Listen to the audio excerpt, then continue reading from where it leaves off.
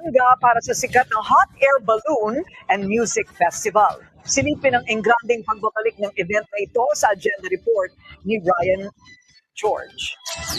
Nakalipas ang 5 taon, muling lumipad ang makukulay at giganteng hot air balloon sa 3 days Lubao International Balloon ang Music Festival ngayong taon. Ayon sa mga organizers, 26 na hot air balloon ang nakilaok ngayong Biyernes. Kabilang ang international participants mula sa Netherlands, France, Australia, Thailand, Vietnam, South Korea, Canada, Taiwan at Japan. Bukod sa malalaking lobo sa Impapawid, tampok rin ang iba pang attraction gaya ng outdoor zoo, ultra ride, helicopter ride at fireworks display.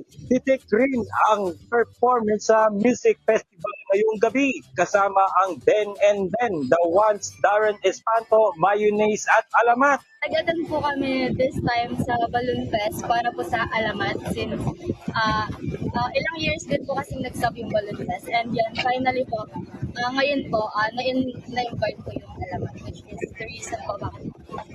Excited po para mamaya kasi after 6 years, bumalik po ulit yung itong event.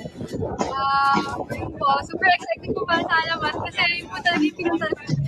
Ayon sa LGU, malaking tulong ang event sa muling pagsusbong ng turista sa bayan. Magtatagal ang festival hanggang sa Linggo. Para sa agenda, Ryan George, Lubao, Pampanga.